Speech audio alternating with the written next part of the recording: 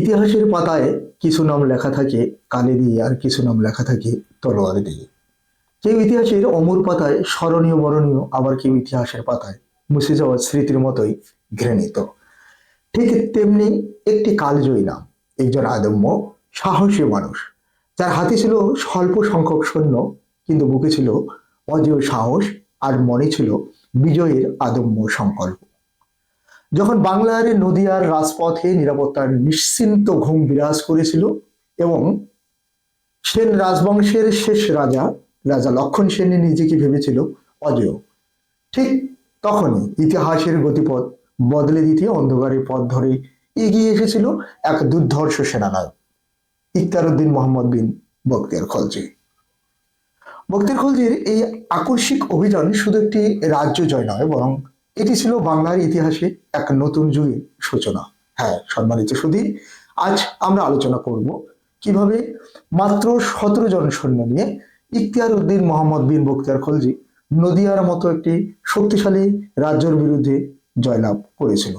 আর আজকের এই সমস্ত ভিডিও জুড়ে থাকছে আমি অরবিন্দ রায়, এবং একটাই আপনাদের কাছে বিনীত অনুরোধ, ভিডিওটি ভালো লাগলে অবশ্যই শেষ পর্যন্ত দেখার অনুরোধ রইল। হ্যাঁ, সময়টা ছিল 1200 শতকের প্রায় শেষ ভাগ। তখন নদিয়া শাসন করছিলেন শেষ রাজবংশের শক্তিশালী রাজা লক্ষণ সেন। নদিয়ার রাজপথ ছিল সুদৃঢ় এবং সুসজ্জিত, চারপাশে প্রাচীর, প্রহরী, বিশাল সেনাদল থাকায় নগরী নিজেকে নিরাপদ বলেই ভাবত।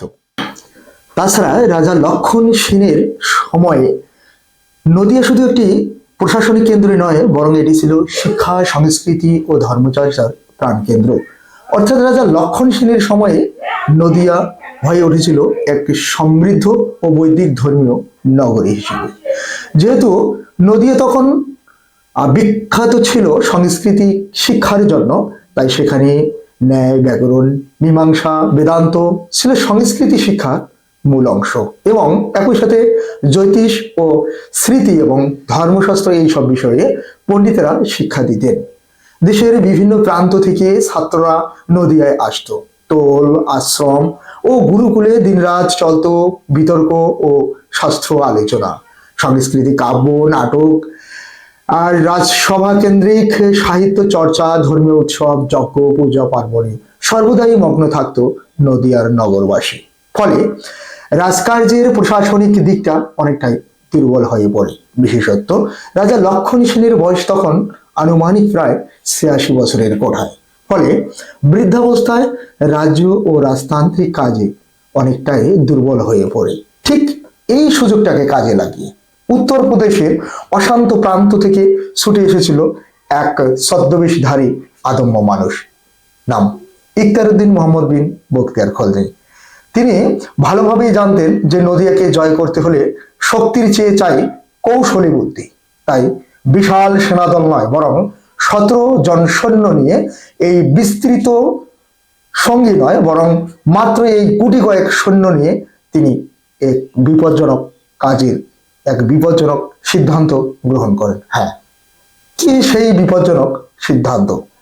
সেই সিদ্ধান্তটি হলো এটাই যে নদিয়া আক্রমণ। হ্যাঁ, আপনারা নিশ্চয়ই চমকে যাচ্ছেন যে নদিয়া আক্রমণ মাত্র 17 জন সৈন্য নিয়ে, এটা কিভাবে সম্ভব? কিন্তু এই অসম্ভবকে সম্ভব করে দিয়েছিল ইখতিয়ার উদ্দিন মোহাম্মদ বিন বখতিয়ার খলজি।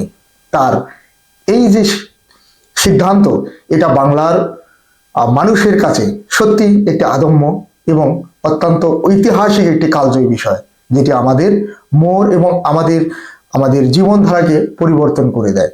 এবং এই সিদ্ধান্ত নদিয়া আক্রমণ, অর্থাৎ রাজা লক্ষণ সেনের রাজ্য আক্রমণ। কিন্তু কিভাবে তারা মাত্র এত স্বল্প সংখ্যক সেনাদলের সাথে বা এত বিশাল সংখ্যক সেনাদলের সাথে পেরিয়ে উঠবে? সংখ্যায় তো মাত্র 17 জন। হ্যাঁ, যুদ্ধে জেতার আদম্য একমাত্র ইচ্ছা এবং যুদ্ধে জেতার আদম্য এই লক্ষ্য উদ্দেশ্যই এবং তার এই কূটনৈতিকতা এবং সলচারিতার সেদিনের জন্য হয়ে উঠেছিল তার জয়ের একমাত্র কারণ।